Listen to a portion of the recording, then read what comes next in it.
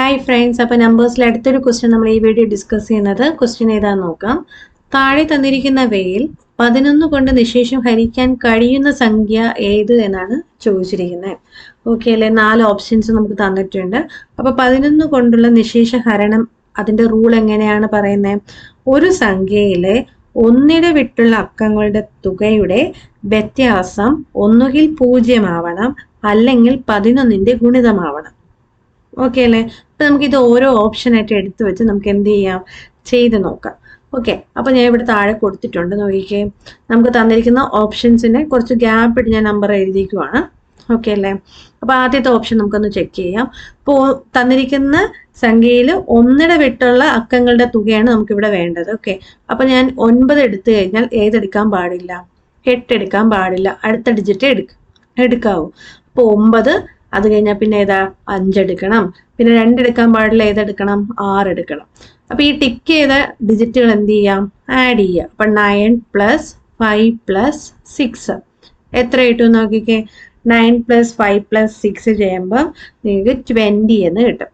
ഇനി നമ്മൾ ടിക്ക് ചെയ്യാത്ത ഡിജിറ്റുകൾ ഉണ്ടല്ലോ, 8 ഉണ്ട്, 2 ഉണ്ട്, 6 ഉണ്ട്. അവരെയും എന്ത് ചെയ്യാം? ആഡ് ചെയ്യുക. 8 + 2 + 0.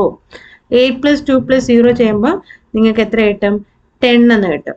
ഇനി ഇവരുടെ എന്തെടുക്കണം? ഡിഫറൻസ് ആണ് എടുക്കേണ്ടത് അല്ലെ? വ്യത്യാസമാണ് എടുക്കേണ്ടത്. ഡിഫറൻസ് എടുക്കുമ്പോൾ 20 - 10 ആൻസർ എന്ത് കിട്ടും?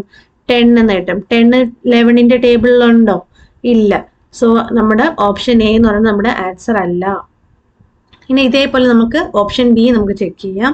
ഓപ്ഷൻ ബി എടുക്കുമ്പോൾ 9 എടുത്തു കഴിഞ്ഞാൽ പിന്നെ ഏതെടുക്കാൻ പാടില്ല? 7 എടുത്തുകൂടാ അല്ലെ? പിന്നെ ഏതെടുക്കണം? 5 എടുക്കണം. 5 എടുത്താൽ 4 എടുക്കാൻ പാടില്ല. അടുത്ത ഡിജിറ്റ് ഏതാ? 3 എടുക്കണം. ഈ റൗണ്ട് ചെയ്ത ഡിജിറ്റ് എല്ലാം കൂടി എന്ത് ചെയ്യുക? ആഡ് ചെയ്ത് നോക്കുക. അപ്പൊ 9 + 5 + 3. 9 + 5 + 3 എന്ന് പറയുമ്പോൾ എത്ര കിട്ടും? 17 എന്ന് കിട്ടും. ആണല്ലോ.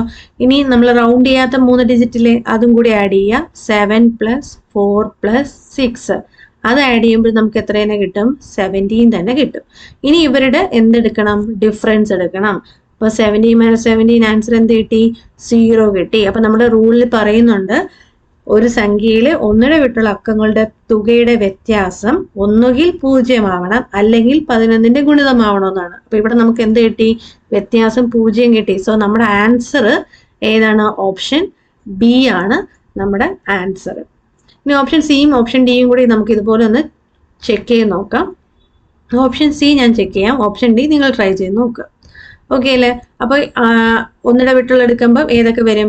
8 വരും, 4 വരും, 5 വരും. അപ്പൊ 8 + 4 + 5. 8 + 4 + 5 ചെയ്യുമ്പോൾ എത്ര കിട്ടും? 17 എന്ന് കിട്ടും. ഇനി ടിക്ക് ഇടാത്ത 3 സംഖ്യകളുണ്ട്. 7, 7, 2 അല്ലെ? ഈ 3 അക്കങ്ങൾ നമ്മൾ ആഡ് ചെയ്യുമ്പോഴത്തേക്ക് 7 + 7 + 2 ചെയ്യുമ്പോൾ 16 എന്ന് കിട്ടും. അപ്പൊ ഇവരുടെ ഡിഫറൻസ് നമുക്ക് എത്രയാണ് വരുന്നത്? 17 - 16 1 എന്നാണ് കിട്ടുന്നത്. എന്തല്ല? 11ൽ ഡിവിസിബിൾ അല്ല എന്ന് കിട്ടും. ഓപ്ഷൻ ഡി നിങ്ങൾ ഇതുപോലെ തന്നെ എന്ത് ചെയ്യുക? ചെയ്ത് നോക്കുക. അതും 11ൽ ഡിവിസിബിൾ അല്ലാതെ തന്നെ ആയിരിക്കും കിട്ടുക. ഓക്കെ അല്ലേ? Thank you.